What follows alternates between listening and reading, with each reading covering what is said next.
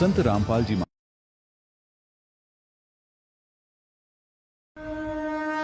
संत रामपाल जी महाराज एक ऐसे महान संत जिन्होंने अपनी सतभक्ति, तत्व ज्ञान, करुणा और सेवा के बल पर समाज में नई मिसाल कायम की है। संत रामपाल जी महाराज की अगुवाई में उनके सभी सतलोक आश्रमों से समाज कल्याण के अद्भुत कार्यों ने समाज को सुनहरे भविष्य की एक नई उम्मीद दिखाई है। संत रामपाल जी महाराज से नाम दीक्षा लेने के बाद लाखों लोगों की लाइलाज बीमारियां जैसे कैंसर, एड्स आदि ठीक हुई। संत जी के ज्ञान से प्रेरित होकर उनके अनुयायियों ने लाखों यूनिट रक्तदान किया। संत जी ने लाखों बहन बेटियों का दहेज मुक्त विवाह करवाया।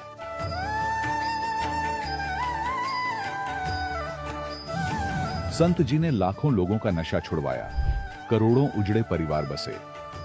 संत जी के आश्रमों में समागम के दौरान निःशुल्क नेत्र चिकित्सा, दंत चिकित्सा प्रदान की जाती है। संत रामपाल जी महाराज द्वारा समय समय पर पर्यावरण संरक्षण के उद्देश्य से बड़े स्तर पर वृक्षारोपण किया जाता है। संत जी ने जरूरतमंदों को तत्काल राहत पहुंचाने के लिए एम्बुलेंस सेवा शुरू की। संत जी अपने अनुयायियों को देहदान के लिए प्रेरित करते हैं, जिससे मानवता की सेवा और चिकित्सा क्षेत्र में सुधार हो सके। संत रामपाल जी महाराज के सभी आश्रमों में हर रोज निशुल्क भंडारा आयोजित किया जाता है, जहां हर वर्ग, हर जाति और हर धर्म के लोग एक साथ बैठकर भोजन करते हैं।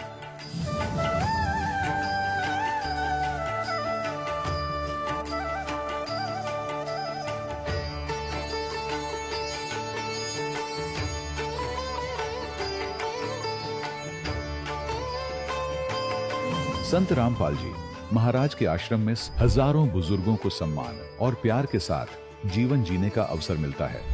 उनके खाने, रहने और स्वास्थ्य की पूरी जिम्मेदारी संत रामपाल जी महाराज उठाते हैं। अनाथ बच्चों के लिए संत रामपाल जी महाराज के सभी आश्रम किसी वरदान से कम नहीं। यहाँ उन्हें शिक्षा, संस्कार और भविष्य के लिए बेहतर अवसर प्रदान किए जाते हैं। चाहे बाढ़ हो, भूकंप या महामारी, संत रामपाल जी महाराज और उनके अनुयायी हमेशा ही जरूरतमंदों के लिए सबसे आगे खड़े रहते हैं। कोविड महामारी के दौरान संत रामपाल जी महाराज के आश्रमों से करोड़ों लोगों के लिए भोजन, दवाइयां और जीवन रक्षक सामग्रियां उपलब्ध कराई गई। चाहे गरीब की मदद हो या किसी शोषित और पीड़ित वर्ग के हक और सम्मान की लड़ाई, संत रामपाल जी महाराज ने हमेशा ही उनकी दबी आवाज को सरकारों तक पहुंचाया है और उन्हें उचित न्याय दिलवाने में अहम भूमिका अदा की है। समाज में आध्यात्मिक और सामाजिक मूल्यों के प्रति जागरूकता लाने में संत रामपाल जी महाराज हर कदम पर मानवता के सच्चे सेवक साबित हुए हैं। संत रामपाल जी महाराज का जीवन हमें सिखाता है कि सच्ची सेवा वही है जो निस्वार्थ भाव से की जाए। आइए हम भी इस महान सेवा के कार्य में इस महान संत से जुड़ें और संत रामपाल जी महाराज से नाम दीक्षा लेकर अपने जीवन को धन्य बनाएं।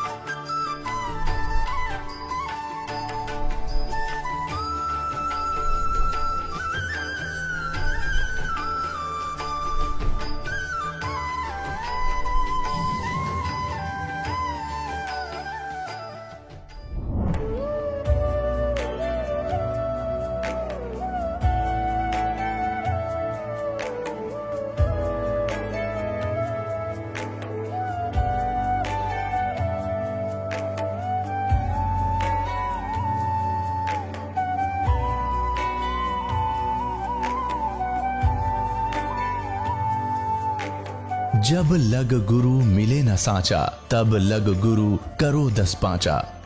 क्या गुरु बदल सकते हैं? क्या गुरु बदलने से पाप लगता है? आध्यात्म के इस मैदान में आखिर सही गुरु कौन है? गीता जी में वर्णित तत्वदर्शी संत कौन है? इन सभी प्रश्नों के उत्तर जानने के लिए अवश्य सुनिए जगत गुरु तत्वदर्शी संत रामपाल जी महाराज के मंगल प्रवचन। सत साहिब दर्शकों, मनुष्य अपने जीवन में सुख और शांति प्राप्त करने के लिए अपने धर्म में प्रचलित तमाम भक्ति साधनाओं को अपनाता है। वह व्रत करता है, उपवास करता है, मंत्रों का जाप करता है, अनुष्ठान करवाता है। लेकिन जब जीवन में दुख कम होने की बजाय और बढ़ने लगते हैं, तब उसकी आस्था डगमगाने लगती है। दर्शकों, ऐसी ही कहानी थी मध्य प्रदेश के रहने वाले शंकर निंगवाल जी की। शंकर जी अपने जीवन में सच्ची भक्ति की तलाश कर रहे थे और इसी तलाश में ये गायत्री परिवार पंथ से जुड़ गए। लेकिन अफसोस, वहां से भी इन्हें कोई लाभ नहीं मिला। लेकिन दर्शकों, आज शंकर जी का कहना है कि जब से मैंने संत रामपाल जी महाराज से नाम दीक्षा ली है और हिंदू धर्म में प्रचलित शास्त्र विरुद्ध साधनाओं को पूरी तरह से त्याग कर और संत रामपाल जी महाराज द्वारा बताई गई आदि सनातनी भक्ति को अपनाया है, तब से मेरा जीवन ही बदल गया है। आइए जानते हैं इसकी सच्चाई क्या है। सुनते हैं शंकर निंगवाल जी की कहानी, उन्हीं की जुबानी। नमस्कार सर। सर नमस्कार। सर क्या नाम है आपका? शंकर निंगवाल। सर कहाँ से आए हैं आप? जी, मध्य प्रदेश, जिला धार, तहसील गंधवानी, गांव का नाम मेरा खेड़ी बुजुर्ग। संत रामपाल जी महाराज से नाम दीक्षा आपने कब ली? 2014 में 28 जनवरी को। सर संत रामपाल जी महाराज से नाम दीक्षा लेने से पहले आप क्या भक्ति साधनाएं करते थे? जी, संत रामपाल जी महाराज से नाम दीक्षा लेने से पहले गायत्री परिवार में जुड़ा था। उसके पहले हमारे गांव में एक भाई ने बोला कि मेरे को सपना है यहाँ पे हनुमान जी निकलेगा, बोला। तो हम उस हनुमान जी को निकालने के लिए गड्ढा खोदा है, 10-12 हाथ गड्ढा खोद दिया। बोनी का सीजन था तो गड्ढा खोदते खोदते मैंने खेती बाड़ी मजदूरी सब छोड़ दी और गड्ढा खोदने में लग गया। उस गड्ढा खोदते खोदते मेरे को सब गांव वाले गाली देने लग गए, बोले ये मर जाएगा, बोले भूखा, खेती छोड़ दी, मजदूरी भी नहीं करता है, क्या करेगा।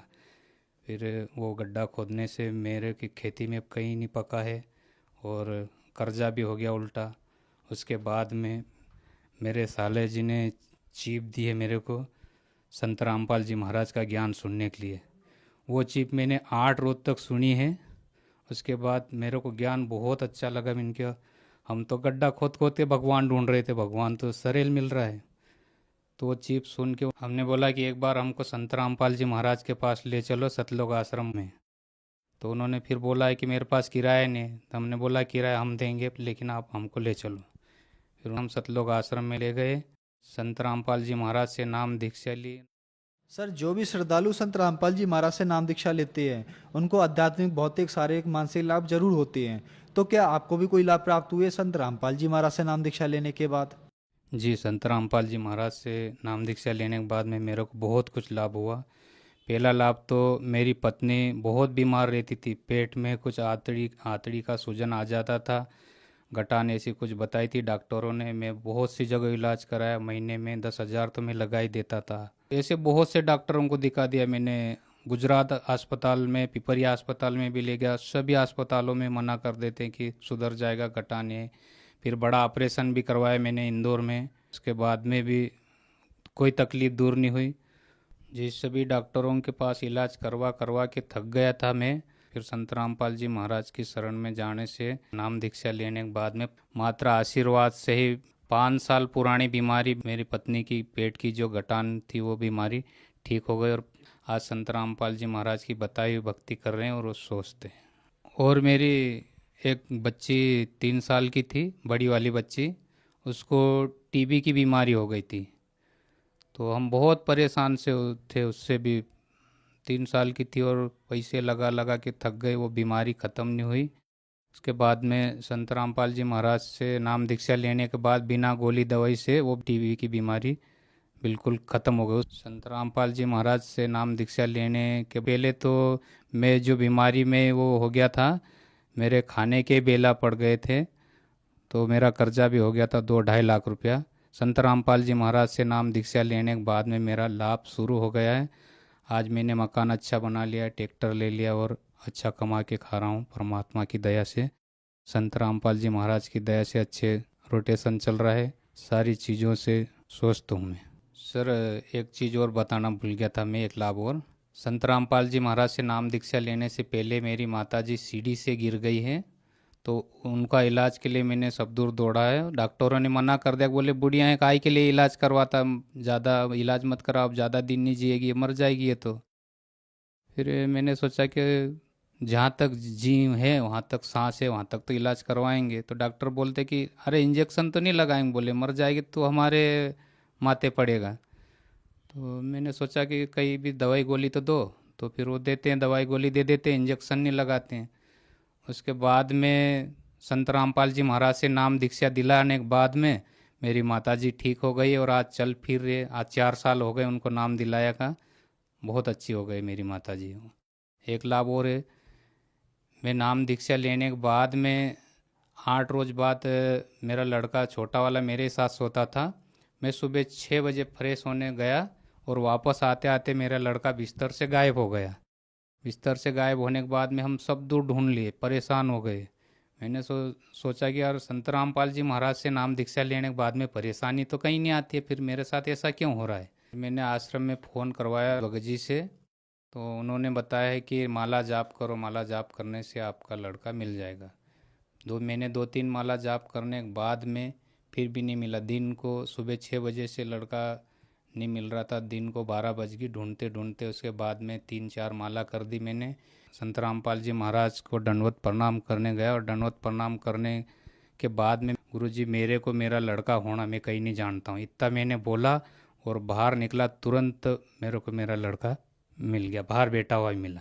मैंने संत रामपाल जी महाराज से नाम लेने के बाद में मेरी लड़की की बीमारी ठीक हो गई, मेरी पत्नी की बीमारी ठीक हो गई, मेरी माता जी नहीं चल रही थी वो चलने फिरने लग गई है, मेरा बच्चा गुम गया था वो भी मिल गए, और सारी चीज़ों से अभी हम सब सुख शांति में हैं, पूरा परिवार।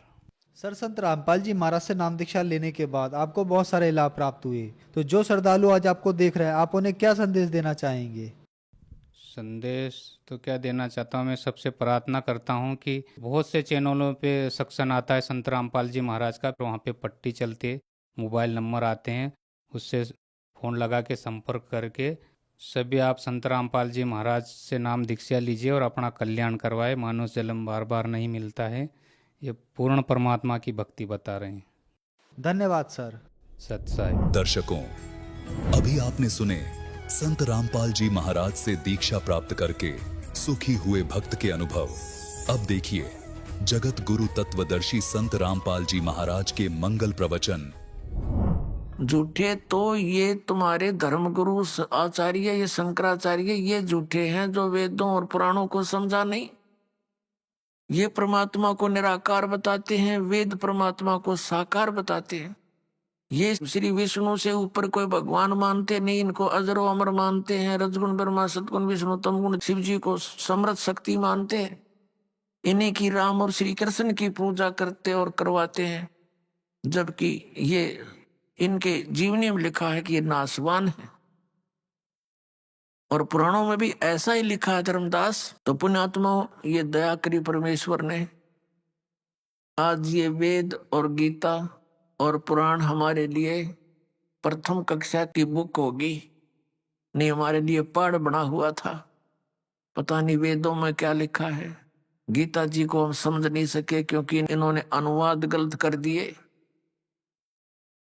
और पुराणों के रहस्य को ये नहीं समझ सके, ना समझा सके। इस दास पर मेहर करी परमेश्वर कबीर साहब ने, और ये सर्व ज्ञान आपके समक्ष परमाणु सहित दास ने रूबरू करा दिया। अब परमात्मा के गुण वेदों में लिखे हैं, वो परमात्मा क्या लीला करते हैं। वेद बताते हैं कि परमात्मा ऊपर तीसरे मुक्ति धाम में रहता है, वहां से गति करके यानी स्पीड से चलकर, बिजली जैसी गति से, विद्युत जैसी गति से चलकर आता है, और यहाँ अच्छी आत्माओं को, दृढ़ भक्तों को मिलते हैं, उनको तत्व ज्ञान से परिचित कराते हैं, उनको उपदेश देते हैं, और वो कवि की तरह आचरण करते हैं।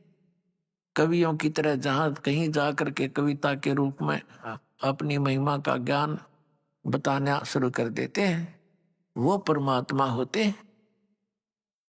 और वो एक सुप्रसिद्ध कवि की भी पदवी को प्राप्त करते हैं, लेकिन वो होते हैं पूर्ण परमात्मा। अपने आत्माओं, जो वेद हमें बताएंगे कि भगवान ऐसा है, ऐसी लीला करता है, तो जिस भगवान की जीवनी में ये सब लिखा हुआ हमें मिल जावे कि कौन से भगवान ने वेदोनुसार लीलाएं की हुई है, तो ही इज गॉड, वो परमात्मा है, बाकी भगवान नहीं है। तो हमने सबसे पहले परमात्मा को पहचानना है और ये समझ में आ गया कि ये भगवान है और इसके पाने की विधि कौन सी है, ये उसके पाने की विधि है, तो सारा एक काम सुलझ गया, सारी ये समस्या हल हो जाती है। फिर तो वो भक्ति साधना करना शेष रह जाता है। अभी तक तो हमें ये विश्वास ही नहीं था कि हम जो कर रहे हैं ये हमें मोक्ष प्रदान कर भी देगा, और चाहे हमने ये मान भी रखा हो हम अपनी जो साधना जैसी भी कर रहे थे कि ये सही है, लेकिन दूसरा कोई ज्ञान बताता है हम फ्यूज हो जाते थे, उसका ज्ञान अच्छा लगता था कि हाँ ऐसा भी हो सकता है। श्रीमद् भगवत गीता अध्याय नंबर 2 के श्लोक 53 में कहा कि अर्जुन, जिस समय तेरी बुद्धि इस भ्रमित करने वाले भिन्न भिन्न वचनों से हटकर एक परमात्म तत्व के ऊपर यानी तत्व ज्ञान के ऊपर स्थिर हो जाएगी, तब तू योग को प्राप्त होगा, तब तो तेरी भक्ति स्टार्ट होएगी। नहीं तो कोई कुछ कह देगा तो डगमग हो जाएगा, फिर तेरा गई बात सारी बिगड़गी। तो पुण्यात्मा, इस दास का उद्देश्य है आप जी को निसंशय कर दूं और आपके मन में कोई शंका ना रहे, तब आप इस भक्ति रूपी सफर पर निसंकोच चल पड़ोगे और जितने कदम रखोगे अपने मालिक की ओर होंगे, क्योंकि वो मार्ग है, कुमार्ग नहीं, वो सुमार्ग है। वो मंजिल की ओर जा रहे हो और मंजिल की दूसरी दिशा में चाहे कितनी स्पीड से जा रहा हो, उसकी वो यात्रा व्यर्थ होती है। तो ये भक्ति का मार्ग है। जब तक हमें ये मार्ग समझ में नहीं आएगा, उस पर चल भी रहे होंगे तो भी हम, अगर दिशा ठीक नहीं होगी तो व्यर्थ होगा। पुण्यात्मा, ये वो शुभ दिन है जिस दिन परमात्मा अपनी लीला अनुसार, अपने गुणों अनुसार अपने निज धाम सतलोक से चलकर आए और लहर तारा तालाब के अंदर विकसित कमल के फूलों पर एक शिशु रूप धारण करके विराजमान हुए थे, बनारस के अंदर, काशी के अंदर। तो पुण्यात्माओं, पहले हम अपने सतग्रंथों को देखते हैं। कबीर परमेश्वर ने 600 वर्ष पहले प्यारी आत्मा अपनी दृढ़ भक्त आदरणीय धर्मदास साहिब जी को कहा था कि धर्मदास, ये वेद मेरा भेद है, पर मैं मिलूं वेदन में नाही, और जौन वेद से मैं मिलूं वो वेद जानते नहीं। ये चारों वेद मेरी ही महिमा का गुणगान कर रहे हैं, लेकिन मेरे पाने की वे ऑफ वर्शिप, पूजा का मार्ग, पूजा की विधि इन वेदों में वर्णित नहीं है। वो तो अलग से सूक्ष्म वेद में परमात्मा ने स्वयं आकर वर्णित किया अपने मुखारविंद से, उस वेद में है यो ज्ञान। तो कहा कि जौन वेद से मैं मिलूं, जिस वेद से मैं मिलूं, ये वेद जानते नहीं। अब वेद मेरा भेद है। पुण्यात्माओं, ये कोई छोटी बात नहीं। ये कहना कि ये वेद मेरा भेद है 600 वर्ष पहले कहना, और मैं गॉड हूं, मैं भगवान हूं, सुप्रीम पावर हूं, हम ही अलग अल्लाह हैं, कुतुब गोश और पीर, गरीबदास खालिक धनी, हमारा नाम कबीर। आदरणीय रामानंद जी से परमात्मा ने कहा था कि सुन रामानंद राम हम बावन नरसिंह, गरीबदास कली कली, हमसे ही तेरे ये संग। फिर परमेश्वर ने कहा था, ए स्वामी सृष्टा में और सृष्टि मेरे तीर, दास गरीब अधर बसूं मैं अवगत अलख कबीर। 600 वर्ष पहले भगवान ने कहा था कि ए स्वामी, यानी ए स्वामी रामानंद जी, मैं सृष्टा हूं, सारी सृष्टि का रचनहार हूं, और ए स्वामी सृष्टा में सृष्टि मेरे तीर, ये पूरा विश्व मेरे आधार है, मेरे वचन के आधार से टिका हुआ है और अपने अपने स्थान पर ये चल रहा है। और गरीबदास साहिब जी को परमात्मा मिले थे, उनको सचलोक सचखंड सब दिखाकर वापस छोड़ा था और अपना यथार्थ ज्ञान उनका हृदय में भर दिया था, उनका ज्ञान योग खोल दिया था।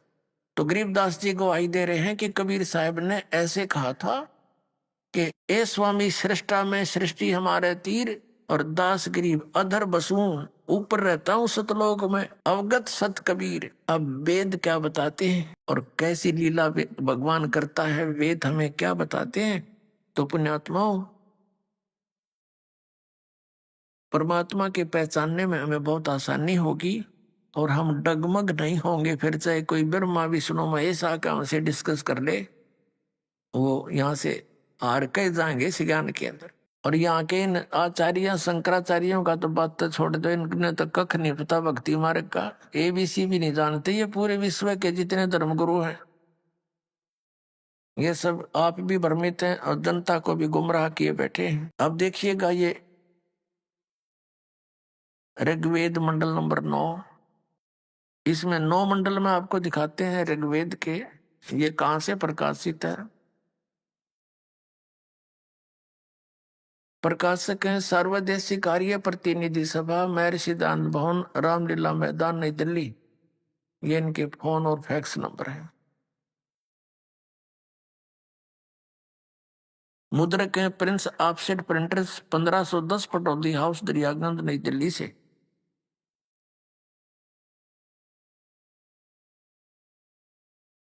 वो परमात्मा कैसी लीला करते हैं देखिएगा।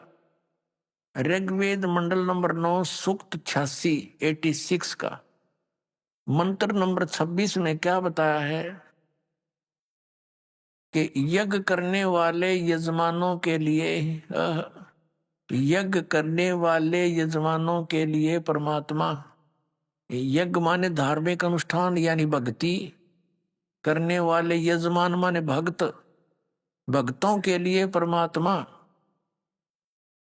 सब रास्तों को सुगम करता हुआ उनके विघ्नों का नाश, मर्दन करता है, नाश करता है और उनको पवित्र करता हुआ, भक्तों को पवित्र करता हुआ और अपने रूप को सरल करता हुआ, वह कांति में परमात्मा। इन्होंने इस शब्द कबीर, ये क्या लिखा यहां देखो मूल संस्कृत में, कबीर अतो, ये कबीर अतो, हम इसको बै बोलते हैं, वै को कबीर, हम कबीर बोलते हैं। ये इसमें कबीर लिखते हैं, जैसे हम वेदों को वेद बोलते हैं, जैसे हम वेदों को वेद बोलते हैं अपनी लोकल लैंग्वेज में, इसी प्रकार हम कबीर को कबीर बोलते हैं।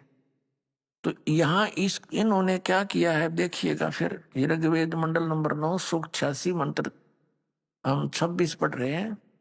तो इन्होंने क्या कर दिया कि अपने रूप को सरल करता हुआ वह कांति में परमात्मा, इन्होंने ये कवि शब्द, कबीर, कवि ही करके अपसर्ग लगा के इसका अर्थ कर दिया सर्वज्ञ। या लिखना था कबीर देव लिख देते, ये कबीर देव। अब कैसे लिखना चाहिए था उन्होंने, ये देखो ऋग्वेद मंडल नंबर 9 और सूक्त 20 में का मंत्र नंबर 1 है, ये लिखा कि वो कबीर देव, ये देखिए ये कबीर देव वितय, कबीर देव वितय आयो।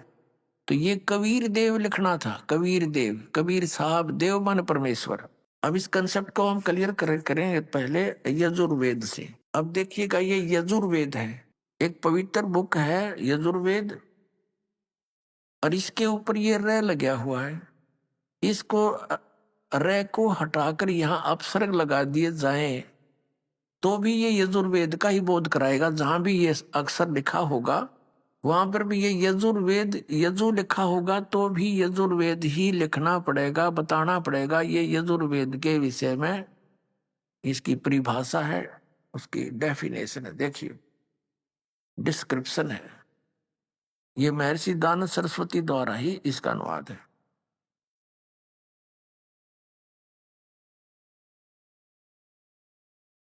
प्रकाशक हैं सर्वदेशी आर्य प्रतिनिधि सभा 2/5 महर्षि दयानंद भवन रामलीला मैदान नई दिल्ली। और ये महर्षि दयानंद सरस्वती द्वारा इसका अनुवाद है। मुद्रक हैं Prince of set printers 1510 Pataudi house Daryaganj नई दिल्ली से। हम इसके 36वें अध्याय में आते हैं। ये देखिएगा, ये यजुर्वेद का 63 यानी 36वां अध्याय है।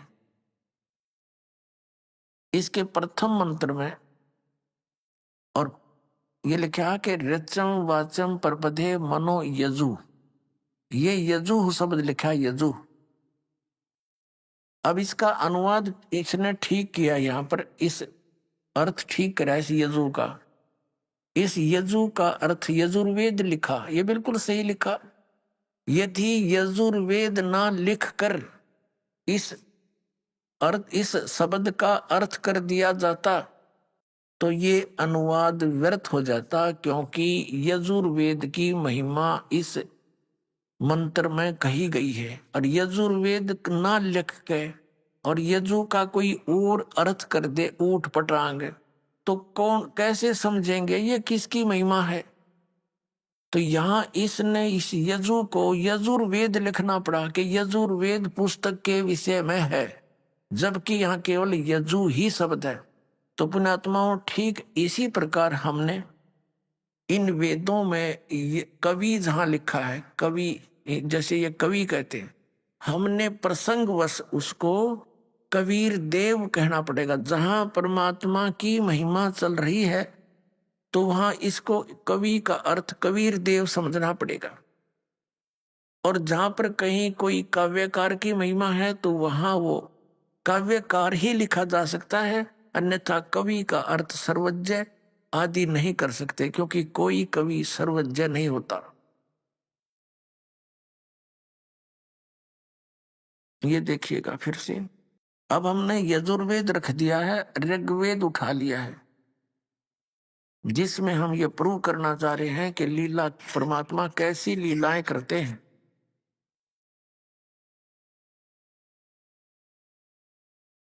ये वही यजुर्वेद है, इसके प्रकाशक आपने देख लिए, मुद्रक ये वही है। अब हम आते हैं ऋग्वेद मंडल नंबर 9 सूक्त 86 के मंत्र 26 में। अब आसानी से समझ में आओगा, इन्हीं का अनुवाद है ये आर्य समाज के आचार्यों का। यज्ञ करने वाले यजमानों के लिए परमात्मा, यानी धार्मिक अनुष्ठान करने वाले भक्तों के लिए परमात्मा सब रास्तों को सुगम करता हुआ उनके विघ्नों को मर्दन करता है, उनके संकटों का नाश करता है, और उनको यानी भक्तों को पवित्र करता हुआ और अपने रूप को सरल करता हुआ। अपने आत्मा सतलोक के अंदर परमात्मा सह शरीर है, मनुष्य जैसा उनका शरीर है। वो लोक भी तेजों में है और परमात्मा का अपना मनुष्य जैसा शरीर जो है वो भी तेजों में है। उनके एक रोम में, रोम वाने वैसे तो बाल बोलते हैं, रोम एक रोम में, लेकिन एक रोम कूप में इतनी शोभा है, इतना नूर है, करोड़ सूर्य करोड़ चंद्रमा मिला दे और दोनों की मिली जुली रोशनी भी परमात्मा के एक रोमकूप के सामने, उस रोशनी के सामने फीकी। यदि वो परमात्मा उस तेजों में शरीर समेत सहित यहाँ आ जावे तो हम नहीं देख सकते, हमारी आंखें बंद हो जा, ये चरम दृष्टि नहीं देख सकती। इसलिए वो अपने रूप को सरल करता हुआ, यानी बिल्कुल समेट के अपने सारे उस प्रकाश को और सरल करके हल्का तेज पुंज का रूप बना के वो आकर हमें मिलता है। ये देखिए, हम ये पढ़ रहे हैं ऋग्वेद मंडल नंबर 9 सूक्त 86 मंत्र 26 को। अपने रूप को सरल करता हुआ वह कांति में परमात्मा कबीर देव लिखना था, यहाँ कबीर देव विद्युत के समान क्रीड़ा करता हुआ यानी बिजली जैसी गति से वर्णीय पुरुष को यानी अच्छी आत्मा को, अच्छे भगत, अच्छी आत्मा को प्राप्त होता है, मिलता है। अब देखना 27 नंबर मंत्र में, ऋग्वेद मंडल नंबर 9 सुख 86 का मंत्र 27 है। वह जो परमात्मा, प्रकाश पुंज परमात्मा, जो परमात्मा भूलोक के यानी उस तेजोमय लोक के, सतलोक के तीसरे पृष्ठ पर विराजमान है, वहां बैठा है, वहां रहता है। अब ये स्पष्ट हो गया कि कबीर देव नाम का कोई भगवान है। कबीर देव, देव माने परमेश्वर, भगवान, तो वो ऊपर सतलोक में रहता है, सतलोक के तीसरे भाग में, यानी सबसे टॉप मोस्ट प्लेस पर। प्रत्येक स्थान का, लोक का अपना अपना दर्जे है, तो सबसे टॉप में रहता है भगवान सतलोक के अंदर। नीचे उनके बच्चे वहां, उनकी सृष्टि सतलोक में है। तो क्या बताया है कि परमात्मा साकार है और वो वहां रहता है ऊपर, और कंसेप्ट क्लियर किया, और वहां से चलकर आता है। और दिखाते हैं इसी में, ऋग्वेद मंडल नंबर 9 सूक्त 82 के, ये देखिएगा, ऋग्वेद मंडल नंबर 9 सूक्त 82 यानी 82 का, और मंत्र नंबर 1 में ये कितना, जो सर्व उत्पादक प्रभु यानी सबको उत्पन्न करने वाला परमात्मा, प्रकाश रूप यानी तेजो में शरीर युक्त, सद्गुणों की वृष्टि करने वाला, पापों के हरण करने वाला है, वह राजा के समान, राजेव राजा।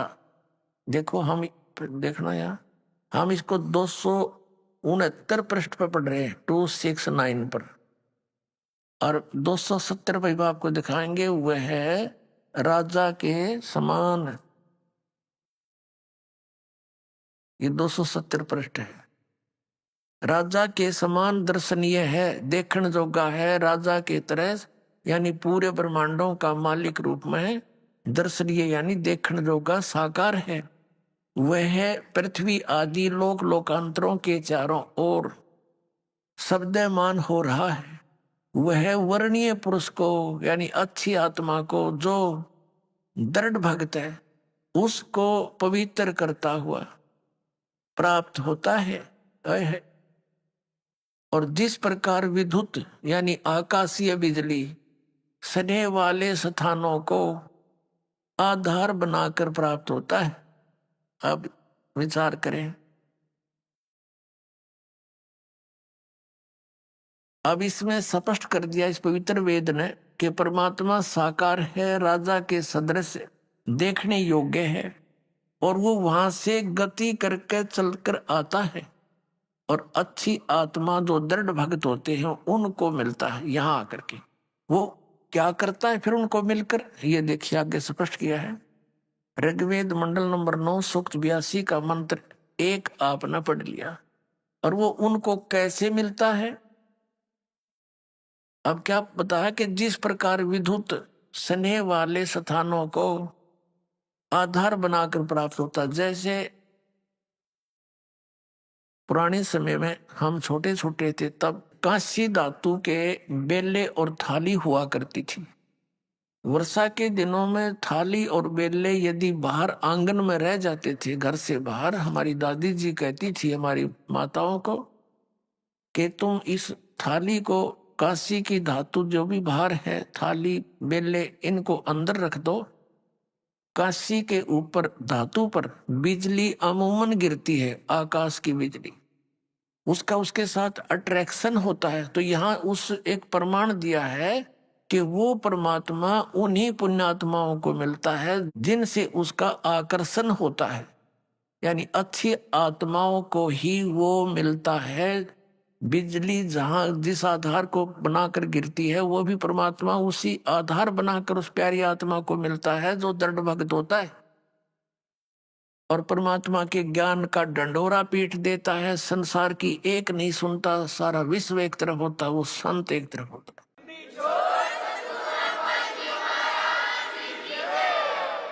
ऐसे दृढ़ भक्तों को वो परमात्मा मिलता है। अब देखना, अब वो क्या करता है। ऋग्वेद मंडल नंबर 9 सूक्त 82 मंत्र एक के बाद एक पढ़ लिया, अब 2 पढ़ते हैं। ये 2 मंत्र है। हे परमात्मन,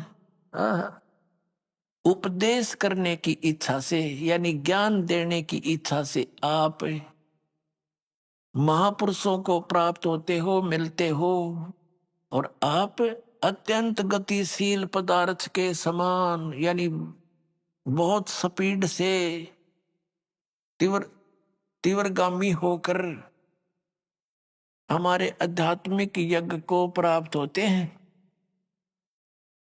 आप कबीर देव हैं, यह लिखना था, आप कबीर देव हैं, बस दैट्स ऑल। बहुत बढ़िया काम हो जाता, लेकिन इनकी बुद्धि इतना काम करे नहीं थी अनुवादकर्ताओं की। फिर भी परमात्मा ने इन्हीं की कर कमलों से सच्चाई को आप जी के लिए उजागर करवा दिया। नहीं तो ये आर्य समाज के जो व्यक्ति हैं, ये महर्षि दयानंद के सिद्धांत पर अटल हैं और ये मानते हैं कि परमात्मा निराकार है, कहीं एक स्थान पर एक देशीय नहीं है। और वेदों में स्पष्ट है, इन्हीं की कर कमलों से लिखा दिया, इनको याद भी ना होगा हमने के लिखा उसमें। ये सतगुरु की लीला है सारी परमात्मा कबीर जी की। यदि ये दास अनुवाद करता तो आम आदमी आपको भ्रमित कर देता कि अपने अपने हिसाब से सभी अनुवाद करते हैं, अपने हिसाब से कर रखा होगा अपने आपके गुरु जी ने। अब दास ने तो इन्हीं के अनुवाद दिखा दिया आपको। अब ये कोई न्यू नहीं कह सकता कि रामपाल ने गलत कर दिया तो इन्होंने कर रखा, गलत है या ठीक है, लेकिन ये सच्चाई है। परमात्मा के 100 प्रमाण देंगे कि वो परमात्मा सतलोक में है, मनुष्य दृश्य शरीर से है और वहां से चलकर आता, उसका नाम कबीर है। जिन महापुरुषों को परमात्मा मिले उनके एफिडेविट दिखाएगा दास आपको कि उन्होंने अपनी अमृतवाणी में लिख कर गए हैं कि कबीर इज गॉड धारणक रूप रहा करतार, अनंत कोट ब्रह्मांड का एक रति निबार, सतगुरु पुरुष कबीर हैं ये कुल के सिरजनहार।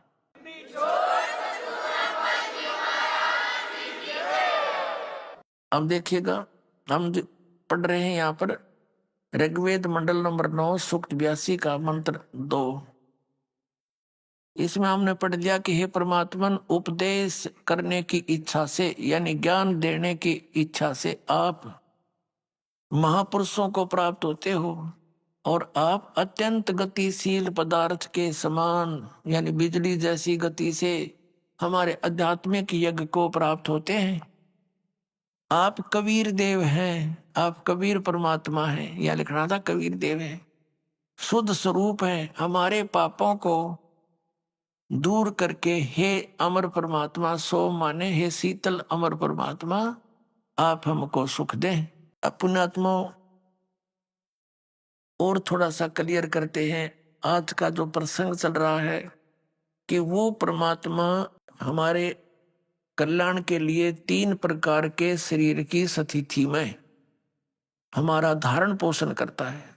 एक रूप में सचखंड यानी सतलोक में, अलखलोक में, अगम लोक में और अकय लोक में स्वयं यही कबीर देव परमात्मा अपने अन्य रूप बनाकर वहां विराजमान है। और सतलोक से हम लेंगे सारी क्रियाएं। सतलोक के अंदर ये परमात्मा एक बहुत तेजो में शरीर में और एक बहुत बड़े गुम्बज के अंदर, बहुत बड़ा गुम्बज है, सफेद गुम्बज है और बहुत बड़ा सुंदर सिंहासन है, सफेद ही सिंहासन है, ऊपर मुकुट है मालिक के सिर पर। और वहां वो परमात्मा उस ओरिजिनल शरीर जो उनका तेजो में है उसमें विराजमान है। और जब वो परमात्मा यहाँ आते हैं, अपना अन्य रूप बनाते हैं, एक सिद्धि बहुचोले धार है, एक सिद्धि बहुरूप बना सकती है। जैसे यहाँ बहुत सी संत भी ऐसी लीलाएं कर देते थे, परमात्मा के लिए तो फिर बातें कुछ को नहीं। तो दूसरे रूप में वो प्रत्येक युग में शिशु रूप धारण करके एक जंगल के अंदर, शहर से बाहर, एक तालाब के अंदर शिशु रूप धारण करके वो कमल के फूल पर प्रकट होते हैं। वहां से कोई निसंतान दंपत्ति उन्हें उठा ले जाते हैं और फिर धीरे धीरे बड़े होकर के बचपन से ही वो इस तत्व ज्ञान का प्रचार प्रारंभ कर देते हैं। ये दूसरी सती थी उनकी। और तीसरी सती थी, वो क्या करते हैं कि जब चाहे सतलोक से 1 सेकंड के कुछ ही पल में, यानी हिस्से में, फ्रिक्शन ऑफ सेकंड बोलते हैं, वो सतलोक से यहाँ आ जाते हैं, प्यारी आत्माओं को मिलते हैं, उनको ज्ञान समझाते हैं, अपना वहाँ दरस्त कराते हैं, फिर उनको अपना गवाह बनाकर छोड़ देते हैं। उन महापुरुषों ने भी फिर वही ज्ञान बताया जो हमारे वेद बताते हैं। तो अब वेदों में आपने ये पढ़ा, आंखों देखा कि परमात्मा ऊपर धूलोक यानी तेजों में लोक के तीसरे स्थान पर विराजमान है। एक देशीय है, वो राजा के समान देखने योग्य है, साकार है, और वहां से गति करके आता है। प्यारी आत्माओं को, अच्छी आत्माओं को, दृढ़ भक्तों को मिलता है, उनको उपदेश देता है, ज्ञान देता है। अब जो प्रसंग चल रहा है कि आज का जो अब वर्तमान का ये सत्संग चल रहा है, ये उस शुभ दिन के उपलक्ष्य में है जिस दिन परमात्मा अपनी दूसरी सतिथि के अंदर हमारी संभाल करने के लिए सतलोक से चलकर आए, शिशु रूप धारण किया, लहर तारा तालाब के अंदर कमल के फूल पर परमात्मा आके विराजमान हुए। आज सुबह के सत्संग में भी आपको ज्ञान सुनाया था। अब फिर पुनः एक बार, क्योंकि आज का ये सत्संग उद्देश्य यही रखता है कि परमेश्वर की उस सतिथि को स्पष्ट किया जाए जो अब तक समाज के अंदर भ्रम फैला हुआ था। कोई कुछ कहा करता, कोई कुछ कहा करता कि वो ऐसे जन्मे थे, कोई ऐसा कहता था, कोई कुछ कहता था, लेकिन सच्चाई से बहुत दूर थी। वो लोक वेद था, दंत कथाएं थी। पुण्यात्मा विक्रमी संवत 1455 ज्येष्ठ सुदी पूर्णमासी का वो शुभ दिन, जिस दिन परमात्मा सतलोक से चलकर उस तीसरे उस धूलोक से गति करके यहाँ आए, एक शिशु रूप धारण किया। काशी शहर से लगभग 4 किलोमीटर की दूरी पर लहर तारा तालाब, उस समय, अब तो वो शहर के अंदर ही हो गया है वो स्थान, अब तो वो शहर के आसपास ही पहुंचे, चारों तरफ से घिर गया है आबादी से। उस समय सन 1398 में वो शहर से लगभग 4 किलोमीटर की दूरी पर था। और वो तालाब कैसे बना हुआ था कि गंगा दरिया का जल वर्षा के दिनों में, जो फुल स्विम पर उन दिनों दरियाएं चलती हैं, तो लहरों के द्वारा वो पानी घाटों पर से उछलकर, जहां गौ घाट होते थे, उन पर से उछलकर एक बहुत बड़े सरोवर का, तालाब का रूप धारण किए हुए था। तो उसमें विकसित कमल के फूल के ऊपर परमात्मा सतलोक से चलकर आए। ऊपर से एक तेज का गोला सा आया। उसके प्रत्यक्ष दृष्टा कौन थे? एक अष्टानंद नाम के ऋषि थे। अभी आपने सुने संत रामपाल जी महाराज के मंगल प्रवचन। आइए अब सुनते हैं संत रामपाल जी महाराज से नाम दीक्षा लेकर सतभक्ति करके अद्भुत लाभ प्राप्त करने वाले अनुयायी के विचार। दर्शकों, मनुष्य अपने जीवन में असली शांति और सुख की तलाश में न जाने कितनी परंपरागत साधनाओं को अपनाता है। फिर भी जब न तो उसे शारीरिक सुख मिलता है और न ही मानसिक शांति, तो वह धीरे धीरे नास्तिकता और नशे की ओर चला जाता है। दर्शकों, ऐसी ही कहानी थी हरियाणा के रहने वाले रमेश जी की। रमेश जी ने बचपन से ही मंदिरों की परंपरागत भक्ति की, विभिन्न बाबाओं की शरण ली, लेकिन जब कहीं से भी वास्तविक सुख और समाधान नहीं मिला, तो रमेश जी नशे और नास्तिकता की ओर चले गए। लेकिन दर्शकों, आज रमेश जी का कहना है कि जब से मुझे संत रामपाल जी महाराज की शरण मिली है, तब से मेरे जीवन में अभूतपूर्व चमत्कार घटित हुए हैं। अब मैंने हिंदू धर्म में प्रचलित शास्त्र विरुद्ध भक्ति साधनाओं को पूरी तरह से त्याग दिया है और संत रामपाल जी महाराज द्वारा बताई गई शास्त्र सम्मत भक्ति मार्ग को अपना लिया है। दर्शकों, आखिर रमेश जी ऐसा क्यों कह रहे हैं? आखिर क्या वजह रही कि रमेश जी ने समाज में प्रचलित आडंबर को छोड़कर सीधे संत रामपाल जी महाराज की शरण ग्रहण की? आइए सुनते हैं रमेश जी की कहानी उन्हीं की जुबानी। सर नमस्कार। नमस्कार सर। सर क्या नाम है आपका? सर मेरा नाम रमेश दास है। सर संत रामपाल जी महाराज से नाम दीक्षा कब लिया आपने? सर संत रामपाल जी महाराज से मालिक ने मुझ पे 2013 में दया बख्शी थी। सर संत रामपाल जी महाराज से नाम दीक्षा लेने से पहले आप क्या भक्ति साधना करते थे? संत रामपाल जी महाराज से पहले, नाम दीक्षा लेने से पहले जो समाज में भक्ति सभी करते हैं, जैसे कृष्ण जी की पूजा, माता की पूजा और अपने पितरों को, दादा बाबाओं को पूजना, किसी स्थान पर जाना, धार्मिक स्थान पर, इसी प्रकार से हम भी जाया करते थे। ज़्यादातर हम गुड़गांव की शीतला माता मंदिर को महत्व दिया करते थे। इसी प्रकार से हमारे पिताजी भी एक भगत टाइप में होते हुआ करते थे। उनके पास कुछ छोटी मोटी रिद्धि सिद्धियाँ हुआ करती थी, वो भी एक दूसरे की बता दिया करते थे। आपकी वो यहाँ बैठा हुआ है, वो फलाना ये कर रहा है, वो वहाँ है, उसकी सारी चीज़ें बता दिया करते थे। हमारे पिताजी में भी अनुभव हुआ करता था, वो भी काल की पूजाएँ करते थे छोटी मोटी अपने अनुसार। वही पूजाएँ हम भी कर पाते थे जो घर में होती थी। सर पहले जो आप भक्ति साधनाएं करते थे उनसे आपको क्या लाभ मिला? जो पहले भक्ति साधनाएं करते थे उन साधनाओं से लाभ का तो हमें पता नहीं था, क्योंकि उस टाइम पे हमें इतना ज्ञान नहीं था। ना ही कभी ये सुना था कि परमात्मा कोई है। सिर्फ जैसे समाज करता है तो उसी का अकॉर्डिंग हम भी करते थे। और एजुकेटेड होने की वजह से हमने इन चीज़ों को ज़्यादा महत्व भी नहीं दिया। सिर्फ ये तो मानते थे, आत्मा फील करते थे कि गॉड कोई है एक, लेकिन ये नहीं होता था कि भाई कौन है, कहाँ है, कैसा है, इस चीज़ का हमें अनुभव नहीं था। सिर्फ जैसे माँ बाप का अकॉर्डिंग, माता पिता जैसे हमें गाइडलाइन करते तो उस अकॉर्डिंग हम चलते जाया करते थे उनके साथ साथ। उन चीज़ों का हमें उस टाइम पे फ़ायदा नहीं हुआ, क्या फ़ायदा क्या, लेकिन कुछ मुझे लगता है अब मैं फील करता हूँ कि मुझे उस टाइम पर कोई लाभ नहीं हुआ। सर संत रामपाल जी महाराज की शरण में कैसे आए आप? 2013 की बातें हैं, क्योंकि मैं बैंकिंग डिपार्टमेंट में, फाइनेंस डिपार्टमेंट देखता हूँ, टोलन डिपार्टमेंट। और हमारा कल्चर थोड़ा सा बहुत ज़्यादा बिगड़ा होता है, क्योंकि एजुकेटेड समाज होता है, पढ़े लिखे कॉलेज लाइफ जैसे स्टूडेंट निकले होते हैं हमारी सेम उम्र के यंग, वो मीट मार, दारू अंडे शराब सारी चीज़ें करते हैं। उसी कल्चर में मिलते मिलते हम भी एक जैसे हो गए थे। ड्रिंक भी करते थे, कभी कभी सिगरेट भी बहुत ज़्यादा आदी हो, स्मोकिंग के आदी हो चुके थे। और हमारे दोस्त की बाजार में एक शॉप है, बुक सेलर है वो। मैंने उसके पास ज्ञान गंगा पुस्तक रखी देखी, मुझे बड़ा आश्चर्यजनक कुछ हुआ। मैंने माइंड में जो पुस्तक रखी देखी स्टॉल पे, काउंटर पर रखी हुई थी, मैंने ज्ञान गंगा, तो अपने आत्मा के अंदर एक फील किया कि ज्ञान गंगा। मुझे लगा कि ज्ञान गंगा का मतलब तो ऐसा हुआ कि ये ज्ञान की गंगा है। मैंने अपने आप ऑटोमेटिकली फील किया कि ज्ञान की गंगा, इसका मतलब तो होता है ज्ञान की गंगा। तो जैसे ही मैंने सर वो पुस्तक उठाई तो मैंने उसका एग्जाम्पल देखा। मैंने संत रामपाल जी का कभी चेहरा भी नहीं देखा था, ना ही मैं संत रामपाल जी को जानता था, कभी नाम नहीं सुना था बाबी। और संतों की सारी जानता था, जैसे राधा स्वामी, धनधन सत गुरुदेव सच्चो सौ दिन का नाम मैंने सुना हुआ था। इनसे मैं थोड़ा बहुत वाफिक भी थे, इनके भक्त कोई ना कोई हमारे लिंक में रहे करते, यार दोस्त फ्रेंड सर्कल में, इसी प्रकार से।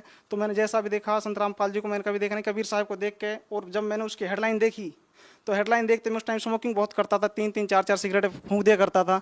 मैंने सिगरेट पीते पीते 2-3 उसकी हेडलाइन देखी। हेडलाइन में देखने के बाद मुझे ऐसा फील हुआ कि यार ये पुस्तक में कुछ तो है। मेरे सर में दर्द सा होने लगा और मैं कन्फ्यूज हो गया उस पुस्तक को पढ़ने के। यार क्या ब्रह्मा विष्णु महेश के माता पिता हो सकते हैं? यार काल क्या होता है, सृष्टि रचना, आत्माएं क्या, मोक्ष क्या, ये क्या कह रहे हैं यार। मैं इतना कन्फ्यूज हो गया कि मैं उस टाइम कुछ कर नहीं पाया। मैं उस पुस्तक को देख के मैंने सोचा यार, मेरा फ्रेंड था, मुझे उसे भी अपने पास बिठा के कभी मेरे से 10-20 रुपये मांगता भी नहीं था। उस पुस्तक का मैंने उससे रेट पूछा, उसने मेरे से कहा कि 30 रुपये। मैंने कहा तू सैनी साहब, ये 30 रुपये की पुस्तक 15 रुपये इस पर MRP लिखी हुई है, आप 30 रुपये मेरे से किस प्रकार से ले रहे हो? जबकि दोस्त मेरा उसने कहा नहीं भाई साहब इसकी 30 रुपये की पुस्तक है। लेकिन उस टाइम मुझे नहीं पता था कि काल जाल सिस्टम क्या होता है। मैंने तो सोचा मेरे पैसे उस टाइम हम ऊपर के पैसे भी इनकम किया करते थे। मैंने कहा चल 30 रुपये आप रखो, मैं उस पुस्तक को पढ़ता हूँ। उस पुस्तक को जब भी मेरी संडे को ऑफ होता था तो मैं उस पुस्तक को कभी नहा धो के पढ़ने की कोशिश करता था। 3-4 पेज जैसे मैं उस पुस्तक को उठाता, ज्ञान गंगा को, मुझे पता चलता कि या तो नींद आ रही है या मेरा कोई बहुत इंपॉर्टेंट काम निकले आ चुका है। मैं जब भी कोशिश करता उस पुस्तक को, मेरे पास 1 ईयर से उस पुस्तक को रखे हो गए, लेकिन मैं उस पुस्तक का कभी 2 पेज 5 पेज 10 पेज आगे पढ़ ही नहीं पाया। सृष्टि रचना मालिक ने रजा बख्शी पर संत रामपाल जी महाराज ने एक बार कि मैंने वो पुस्तक, हमारे जीजा जी BSF में है दिल्ली में, मैंने वो पुस्तक उनको दी। मुझे कुछ पुस्तक पढ़ी 10-20 पेज, तो मुझे उसमें कुछ समझ में आया। उसने वो पुस्तक पढ़ी, उसने उस पुस्तक के बारे में मुझे गहराई से बताया कि इस पुस्तक में रमेश जी ये लिखा हुआ है। फिर हमारे एक भांजे ने पलवल से नाम लिया हुआ था, सुनील जी ने, उसने हमारे जीजा जी को मेमोरी कार्ड दी। उस मेमोरी कार्ड से पता चला कि जो पुस्तक आप ज्ञान गंगा दी थी वही इस मेमोरी कार्ड में है, उसी संत का है। मैंने कहा क्या एक्चुअल में उसी संत का? मैंने वो मेमोरी अपने फ़ोन में कॉपी की और मैंने और मेरी वाइफ ग्रेजुएटेड है, उसने जेबीटी की हुई है। मैंने और मेरी वाइफ ने ईयरफोन कान में लगा के, नहीं हम गुड़गांव में रहते हैं, तो वहाँ लेटे लेटे 4 घंटे रात के 1-2 बजे तक सृष्टि रचना कंप्लीट सुनी। जैसे ही सृष्टि रचना सुनी, मैंने संत रामपाल जी देखे, तो एक्चुअली मुझे अनुभव हुआ कि यार वास्तव में ये संत, ऐसे संत कि आज तक कभी हमने सिर्फ गीता, वेद, कुरान, पवित्र बाइबल, इनका सिर्फ नाम सुना था, कभी लाइफ में देखी नहीं थी, सिर्फ नाम ही सुना था। हम तो ये और सुना करते कि वेद किस पे हैं यार, वेद किसने देखे हैं, वेद कहाँ, गीता यार किसी की समझ में नहीं आती है चीजें तो। लेकिन जब संत रामपाल जी को देखा, उनको उदाहरण करते हैं, एक प्रमाण को बताने के लिए संत रामपाल जी कम से कम भी हजारों प्रमाण दे रहे थे एक चीज को समझाने के लिए, चारों धर्मों से, सारी चीजों से। तो मुझे वास्तव में फील हुआ कि वास्तव में अगर कोई संत है इस धरती पर, संत रामपाल जी महाराज हैं, इसके अलावा इस धरती पर कोई संत नहीं है। तो इस प्रकार मैंने फिर उस ज्ञान को ग्रहण किया और एज इतना तड़फ लगी मालिक के लिए, वहाँ जाकर ऐसा फील हुआ कि जैसे विदेश से टूरिस्ट आते हैं और जो वो क्लाइंट की जब रिस्पेक्ट करते हैं टूरिस्ट आने के टाइम पे, उस टाइम पे हमारी इस प्रकार से रिस्पेक्ट की जा रही थी। आइए सर बैठिए गाड़ी में, भगत जी बैठिए। वहाँ जाने के बाद जाते ही हमें हमारे शूज उतरवा के एक्स्ट्रा रखे जाते हैं, सारी सुविधाएं गेट पे लाइन से, सारी चीज़ें भंडारे के लिए, चाय का, पानी का, बिस्कुट का, नाश्ते का। वहाँ किस चीज़ का ऐसा फील हो रहा था कि यार हम अभी तक हर जगह गए होते, हर जगह घूमे थे, टूर पे भी घूमे थे, ऑफिस की तरफ से और जगह भी गए होते, लेकिन ऐसा फील हमें उस एक रेस्टोरेंट में भी अनुभव नहीं हुआ जैसा हमें सिर्फ सतलोक आश्रम में अनुभव हुआ। सर, संत रामपाल जी महाराज से नाम दीक्षा लेने के बाद आपको क्या लाभ मिला? संत रामपाल जी महाराज से नाम दीक्षा लेने से के बाद मुझे लाभ हुआ। बंदी छोड़ सतगुरु रामपाल जी महाराज ने मेरे ऊपर बहुत दया बख्शी। चमत्कार बताने को तो इतने चमत्कार हैं कि अगर पूरी रात भी बीत जाएगी, 2 दिन भी लग जाएंगे, 4 दिन भी लग जाएंगे, लेकिन चमत्कार का मालिक के काम पूरे नहीं हो सकते।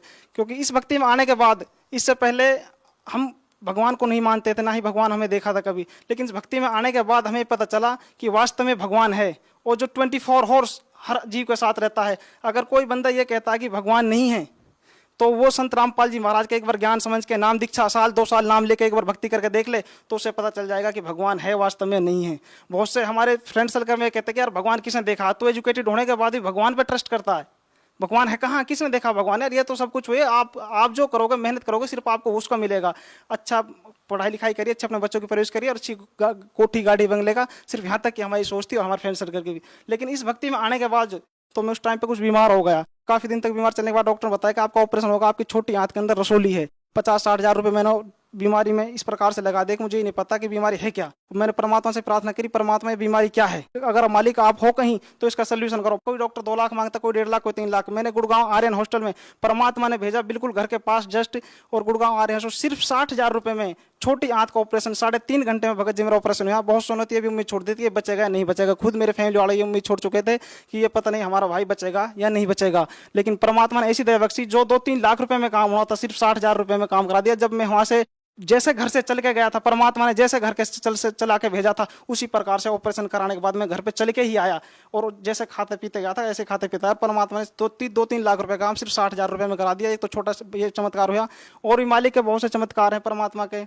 जैसे जिस प्रकार से पहले हमें दुख भी हुआ करते थे बहुत से, लेकिन परमात्मा के आने के बाद छोटे मोटे तो सारे संस्कारिक दुख जो भी हैं सारे खत्म हो चुके हैं मालिक के शरण माने के बाद। और एक सबसे बड़ा लाभ मुझे ये हुआ कि मुझे आध्यात्मिक ज्ञान, मुझे उस परमात्मा का पता चला जिसका परमात्मा का आज तक हमारे दादा परदादे खोजते रह गए। परमात्मा भगवान उसका नाम तो लेते थे, भूतों में ही रह गए, इन पितरों को मानते, दादा बाबाओं को मानते मानते रह गए भाई यही सब कुछ है, यही सब कुछ करेंगे, यही सब कुछ। लेकिन आज जो हमारे माता पिता को नहीं मिल पाया, आज हमें मिल पाया।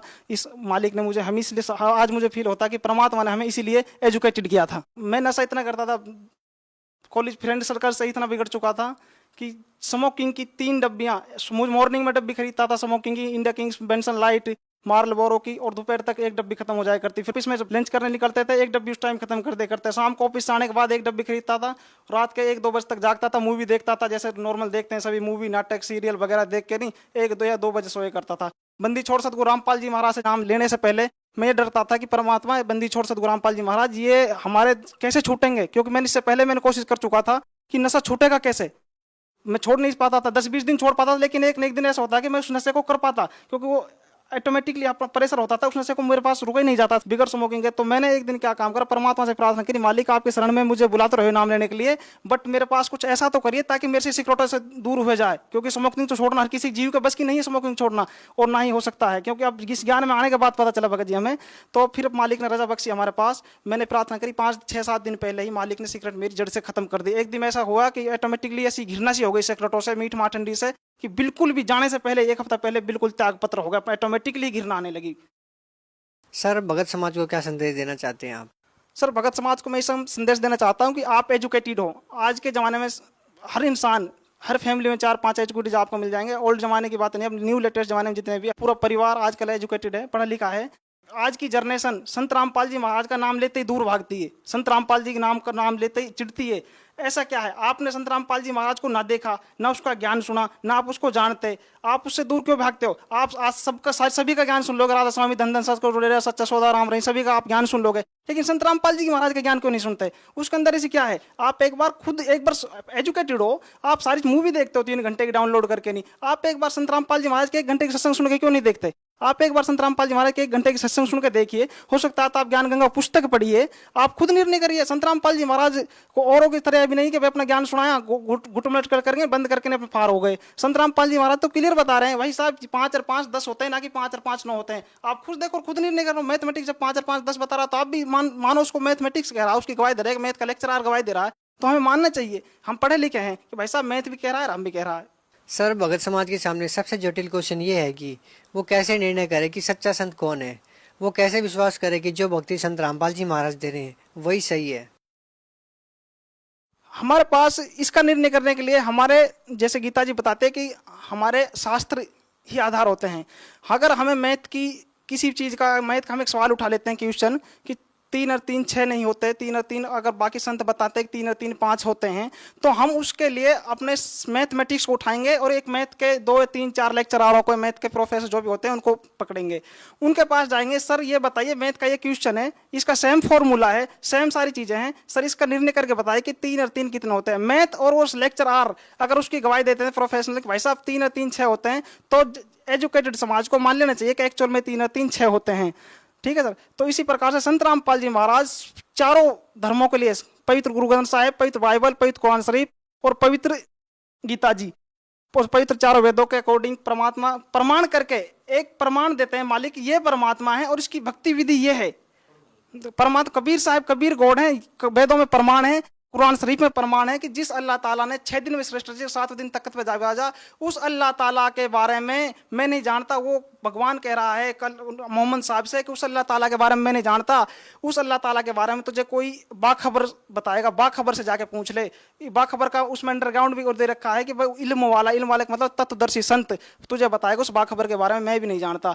और ये फिर भी जैसे मुसलमान और भी सारे समाज हैं लगे हुए हैं आंख बंद करके, अरे निर्णय तो कर लो, क्या कह रही है हमारी गीता जी, क्या कहती है कि तीनों देवताओं की भक्ति के लिए हमारी गीता जी मना करती है। हमारे वेदों में एक ओम के अलावा कोई मंत्र नहीं है, फिर भी राधा स्वामी, धन सतगुरु डेरा सच्चा राम और इनके पास है कि आप एक बार इनकी खोज तो करो भाई साहब, जैसे और संत हैं इनका एक बार आप इनका ज्ञान सुन लो और एक बार संत रामपाल जी महाराज का ज्ञान सुन लो, खुद निर्णय कर लो भाई साहब है क्या। एक बार आप किसी और संत की सत्संग सुनिए, एक बार संत रामपाल जी सत्संग सुनिए, अपना आप निर्णय हो जाएगा। अब आप पढ़े लिखे हो और आजकल कोई किसी को बेवकूफ नहीं बना सकता, ना ही कोई पागल है कि ना कि संत रामपाल जी महाराज के पीछे आंख बंद करके लगेगा।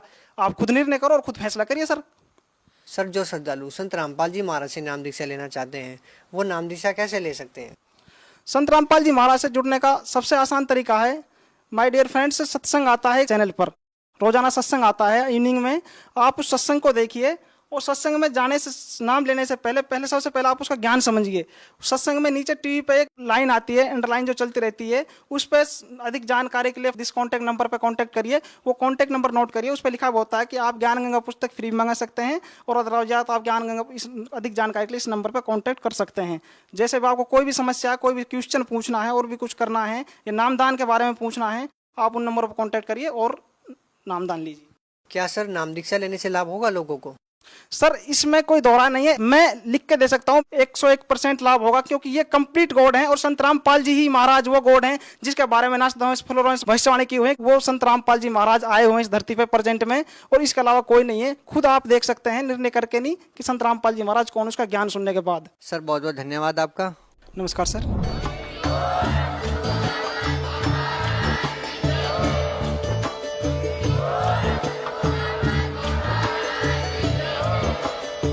सुन रहे थे जगत गुरु तत्वदर्शी संत रामपाल जी महाराज जी के मंगल प्रवचन। अधिक जानकारी के लिए विजिट कीजिए हमारी वेबसाइट www.jagatgururampalji.org।